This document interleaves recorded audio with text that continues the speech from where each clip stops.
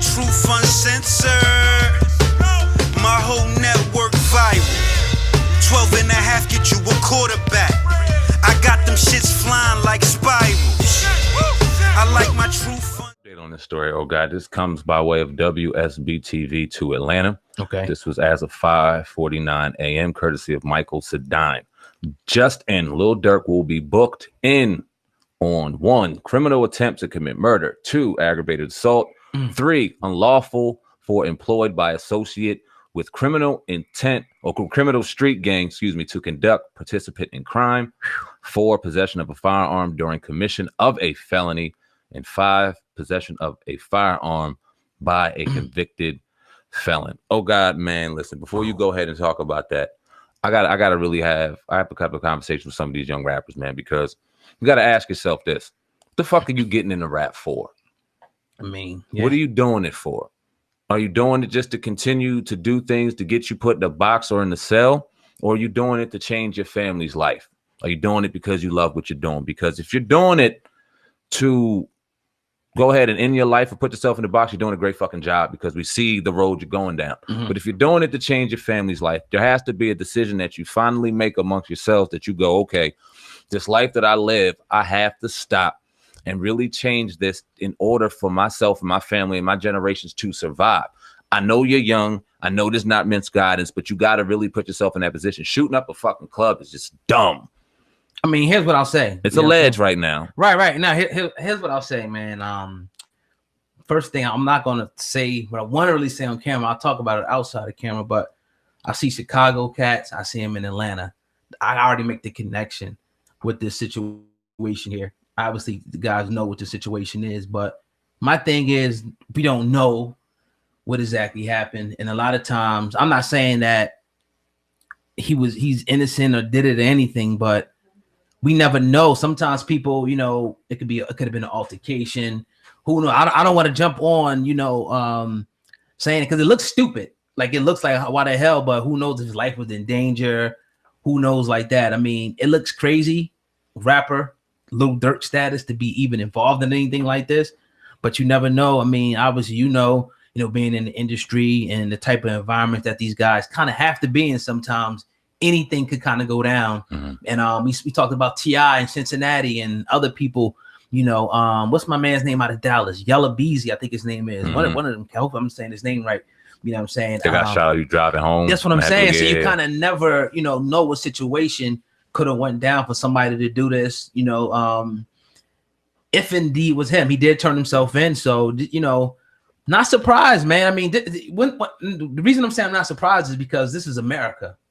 This is what's happening in these inner cities, whether it be rich people, young people, is beefs, is spats, drug money, whatever, people talking, gang wars, whatever, this type of stuff happens. So, man, it's just unfortunate, that it had to go down like this. Fortunately, the young 23-year-old man did not succumb to his wounds. He's still alive, but Lil Durk looks like he's going to have to, answer for this. He's being booked. Yeah, and it's unfortunate, man. It really is. When you gotta I don't want to say put yourself in situations, because obviously we all see the rappers and the targets that are put on their back. Right. And in recent times we've seen shootings and random shootings at studios and things like that.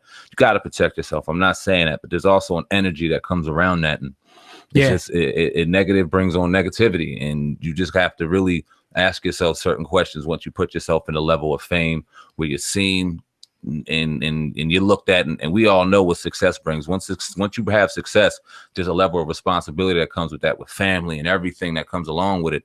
You got to start asking yourself questions when you make certain moves in that direction. That's all. And I was definitely happy for Durk seeing him, man. He's doing his thing, he was man. settling down. He got the new contract. You know what I'm saying? You see him with his kid, his girl, and I kind of thought that he moved on, from that lifestyle, was kind of taking that, like you said, that step. Yeah. You know what I mean? But things happen, and he's gonna have to deal with this, and we'll see what the outcome of this is, man. Yeah, we will. It's unfortunate, but we will see. Thank God nobody was killed or like you said, succumbed to any wounds, and we will see what happens after that, man. Definitely. But you're tuned into the Uncensored Truth podcast with your brother Old God and Sam, and going in today on this Thursday. Sam, man, I wanted to talk about Lil Nas X and some of the success he's been having, but also some of the hate that he's been having. Now, we did a segment, we talked about Dave East coming out. Shout out to Dave East. Definitely love his music. Pretty much said the song was garbage and whatnot. And, you know, a few other people, you know, and he's getting a lot of backlash from the country community. You know what I mean? They don't want to accept him and whatnot. Signed the Wrangler deal. They was pissed off. Yeah, about the Wrangler deal and everything. So, what are your thoughts on this, though? How do you feel about Lil Nas X? One, 'cause I got to be honest with you, man. I listened to that song, gave me chills one day. I was just vibing to that joint. And I think that the remix of with Billy Ray Cyrus, I think his name is. I'm like, that joint is kind of hot. It's different, but it's hot. What do you think about it? I think it's all great for him. I think the negativity, the backlash, all of the attention is great for him because I think that he's not paying attention to that. If you notice, he's out here doing free shows for kids. He's living up the celebrity. And if it is 15 minutes, he's living this shit up. Right. And he's enjoying the #1 status as he should. He created a very creative body of work, a body of work that should be appreciated. He jumped into a different genre and pissed him off, but he changed the game and he will be awarded for it. They're not going to be able to deny him.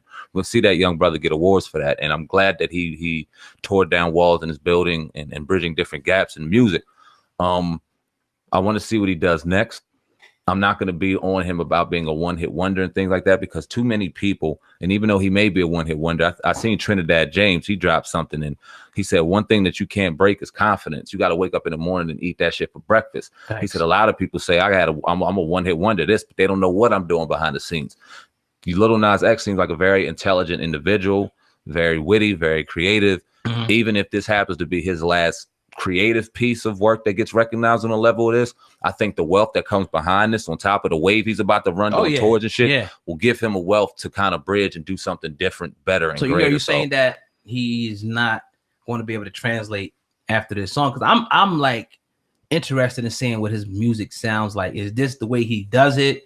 Is it changing? No, I'm really interested to see, you know, what other songs that he has out there that we can listen to and say, okay, because he may be able to make the transition, or he may be a proverbial one-hit wonder. You never know. He's changing the game with this song. This is a huge song. Yes, it is. So in order for him to at least equal that level of success, it's going to have to be something different. He's not going to have to come. He can't come with the typical rap song because not even bars are going to equate this. So to some certain level, it's going to be like, all right, this wasn't Old Town Road. And even the people that hate on this shit, their next excuse when that next single was, oh, this shit wasn't the Old Town Road, told you he was whack.